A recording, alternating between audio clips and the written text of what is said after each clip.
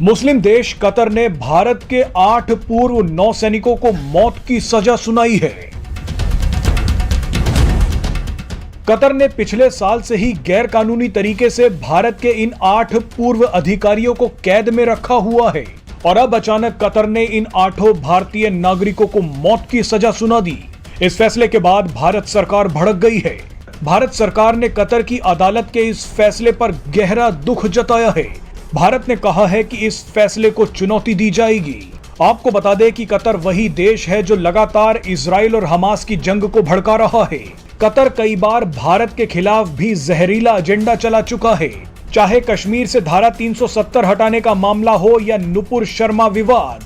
Qatar ने भारत के खिलाफ जमकर जहर उगला था, लेकिन भारत के 8 पूर्व नौसैनिकों को मौत की सजा सुनाकर कतर ने हदें पार कर दी हैं। के अंदर जहां भी अगर देखा जाए, क्योंकि मैं बहैसियत स्टूडेंट ऑफ लॉ इसके ऊपर अपील के राइट्स होते हैं।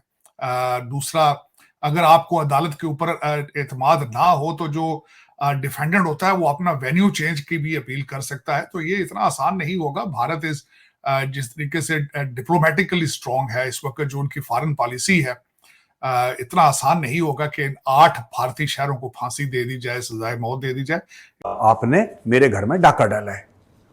आपने कब डाका डाला, आपने क्यों डाका डाला, आपने क्या हथियार और इस्तेमाल करके जो आपने डाका डाला वो क्या थे, आप डाके में क्या चोरी करके ले गए, क्या डकैती करके ले गए, आप घर के अंदर, ये मैं कुछ बताने को राजी नहीं हूं।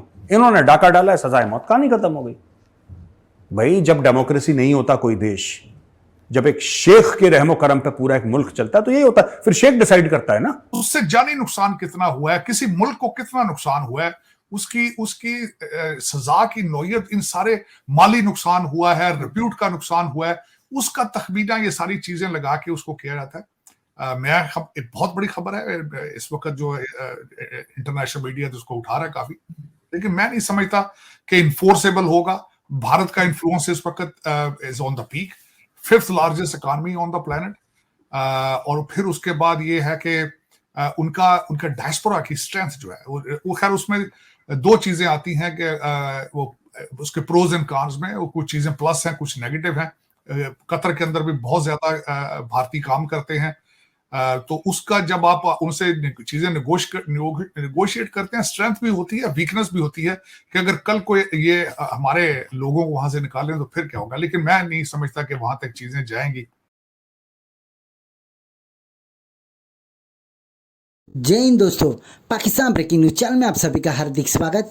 पिछले साल कतर ने 8 इंडियन एक्स नेवी ऑफिसर्स को गिरफ्तार किया, जहां पर उनके ऊपर आरोप लगाया कि ये कतर में रहकर कतर के खिलाफ ही जासूसी कर रहे और इसलिए ही हम इन सभी को अरेस्ट कर रहे हैं। जहां पर इनके ऊपर मुकदमा भी चलाया गया और इस मुकदमे का वर्डिक्ट कल ही आया, जहां पर कतर की कोर्ट ने इनको डेथ पेनल्टी दी, जहां पर इनके ऊपर आरोप लगाया कि इन्होंने इटालियन सबमरीन के इंफॉर्मेशन इजराइल को भेजे और इजराइल को सभी इंफॉर्मेशन दिए जो कि इजराइल को रिक्वायर्ड थे। पर इन नेवी ऑफिसर्स का कहना है कि उन्होंने ऐसा कुछ भी नहीं किया कि जहां पर कतर ने उनको उसके ऊपर सजा दी हो। वहीं पर इसमें पूरी कंपनी को उठाया गया था। इस कंपनी के ओनर को तुरंत ही छोड़ दिया गया क्योंकि वो एक अरब कंट्री का सिटीजन था, जैसे कि ये कंपनी ओमान को बिलोंग करती थी, पर इसका ऑपरेशन कतर में होता था और वो ओमानी ओनर को इस कतर की गवर्नमेंट ने छोड़ दिया। पर जितने भी इंडियन नेवी ऑफिसर्स थे उन सभी को डेथ पेनल्टी दी। अब इसके ऊपर इंडियन गवर्नमेंट ने अपना विरोध जताया और कहा कि ये जो भी जजमेंट कतर के कोर्ट्स ने दी है वो इलॉजिकल है, जहां पर उनके पास अपील करने का पूरा हक है। और कतर ने ये बात भी नहीं मानी कि ये बाकी देशों से आए हुए लोग हैं और इनको पूरे हक देने चाहिए अपने आप को डिफेंड करने के लिए। पर जिस तरीके से कतर ने सभी ऑफिसर्स को डेथ पेनल्टी दी, ऐसा लग रहा है कि कतर खुलेआम भारत के खिलाफ खड़ा हो रहा है। इसके पहले भी कतर ने बहुत बार भारत को नीचा दिखाने की कोशिश की और वो हमेशा भारत के विरोधियों के साथ खड़ा रहा है। तो क्या इस बार प्राइम मिनिस्टर मोदी की सरकार कतर को करारा जवाब देकर उन 8 ऑफिसर को छुड़ा पाएगी? ऐसे ही वीडियो को अंतिम तक देखते रहिए। लाइक कीजिए, शेयर कीजिए और सब्सक्राइब कीजिए हमारे चैनल को और बेल आइकन दबाना बिल्कुल भी ना भूले। और आपकी जो भी राय हो उसे कमेंट बॉक्स में जरूर दे। धन्यवाद। तो बड़ी दुखद खबर है, 8 फॉर्मर इंडियन नेवी ऑफिसर्स को कतर की एक कोर्ट ने सजाए मौत सुना दी। उनका यह इल्जाम है कि इन्होंने जासूसी करी है। मैं आपको विस्तार से केस समझाता हूं, मेरे नोट्स हैं कुछ मेरे पास। इनका नाम है, जो सेंटेंस हुआ है जिनको दोस्तों, इनका नाम है captain Navtej Singh Gill, captain Birendra Kumar Verma, captain Saurabh Vashishth, commander Amit Nagpal, commander Purnendu Tiwari, commander Sugaonkar Pakala, commander Sanjeev Gupta और सेलर रागेश। अच्छा, ये लोग जो थे दोस्तों, ये रिटायर हो चुके हैं फौज से, ये इंडियन नेवी से रिटायर हो गए थे। और तो दोस्तों मैं फिर से आपको बताता हूं, कंपनी का नाम अल दहारा ग्लोबल टेक्नोलॉजीज एंड कंसल्टेंसी, ये कंपनी का नाम है। और उसका जो मालिक है खमीस अल अजमी, ये ओमान का, अब इनको सजा कतर में हुई है। ये बंदा जो था खामिस अल अजमी, ये था ओमानी एयरफोर्स में एक टाइम पे स्क्वाड्रन लीडर, ठीक है जी। और इसको भी अरेस्ट कर लिया था शुरू में, जब भारतीयों को अरेस्ट करा था। अरेस्ट काफी पहले से हैं, नवंबर 2022 से ये लोग अरेस्टेड हैं, लेकिन इसको रिलीज कर दिया। ये जो कंपनी का मालिक था इसको रिलीज कर दिया, और जो बाकी लोग थे इनको सजाए मौत अभी सुना दी गई है। आपने देखा होगा कि वहां पे हर जुमे वाले दिन सऊदी अरेबिया के अंदर लोगों के हाथ काटे जाते हैं, गर्दनें उतारी जाती हैं, लेकिन मेजॉरिटी जो होते हैं इमिग्रेंट, गरीब लोगों को। अमीर आदमी के लिए वहां पे सजाएं मुख्तलिफ किस्म की हैं, लोकल को जो जिनको कहते हैं अपने सिटीजन के लिए अलग है। लेकिन इतना आसान नहीं होगा इन 8 आर्मी ऑफिसर्स को सजा देना, इतना आसान नहीं होगा। मैं समझता हूं ये एक मेरे ख्याल में तो कतर ने जो थोड़ा सा हवा लेने की कोशिश की है, मेरे ख्याल में होगा ऐसा, इतना आसान नहीं है। धारा ग्लोबल टेक्नोलॉजीज एक प्राइवेट कंपनी थी जो कि उनके फोर्सेस को ट्रेन करते थे। ये सारे रिटायर्ड नेवल ऑफिसर्स थे जो कतरी, जिनका कॉन्ट्रैक्ट था कि कतरी फोर्सेस को ट्रेन करना वहां पे, और उन पे इल्जाम यह था कि उन्होंने इटालियन सबमरीन थी कोई, उसके बारे में मुखबरी की है इजराइल को। लेकिन देखें, मैं दुनिया के अंदर जहां भी अगर देखा जाए, क्योंकि मैं बहैसियत स्टूडेंट ऑफ लॉ, इसके ऊपर अपील के राइट्स होते हैं।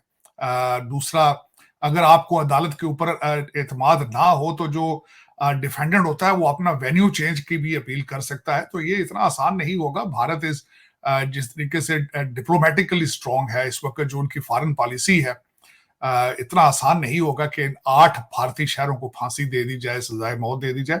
It won't be that easy. लेकिन ये मेरे ख्याल में कतर जो है उन्होंने कोई अपनी मार्केटिंग करने के लिए ये स्टंट किया है। जिस तरह पहले वो फीफा कराया, अब उन्होंने मेरे ख्याल ये भी उन्होंने कहा चलें जी लोगों को अट्रैक्ट किया जाए, लेकिन बैकफायर करेगा। इतनी हार्श सजा देंगे जब आप अनाउंस करेंगे, जो बिजनेस कम्युनिटी होगी वो डर जाएगी, लोग कतर में आने से कतराएंगे।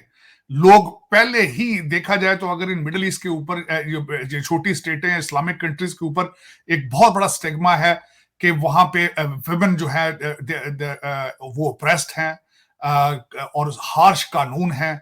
जिस तरीके से मैंने बताया कि वहां पे फन के तौर पे मैंने देखा, वो एक वहां पे सऊदी अरेबिया के अंदर एक चौक है जहां पे लोग इस तरह खड़े होते हैं जिस तरह नेटफ्लिक्स पे मूवी देख रहे हैं, तो लोगों के हाथ काटे जा रहे हैं। लेकिन ये एक सोसाइटी के अंदर एक खौफ पैदा हो जाता है।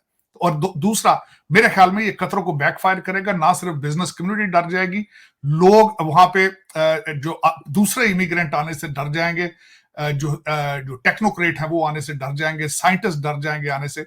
तो मेरे ख्याल में पूर्णेंदु तिवारी मैनेजिंग डायरेक्टर हुआ करते थे, commander Purnendu Tiwari, he was the managing director of that company. अच्छा, ये बंदा खमीस अल अजमी जो ओमानी एयरफोर्स का था, इसको रफा दफा करा, अरेस्ट करा, इससे बातचीत करी, रफा दफा करा। ये कंपनी का मालिक, अकाउंट्स इसके नाम पे, सारी फाइनेंशियल डीलिंग्स इसकी, सब कुछ ये कर रहा है क्योंकि मालिक है।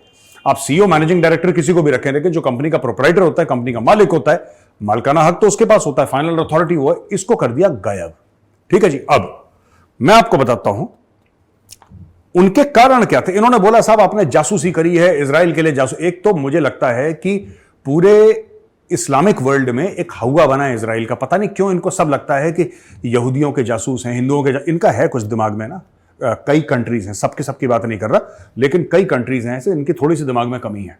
इनको हर बंदा यहूदी जासूस लगता है। एनीवे, इन्होंने बोला कि साहब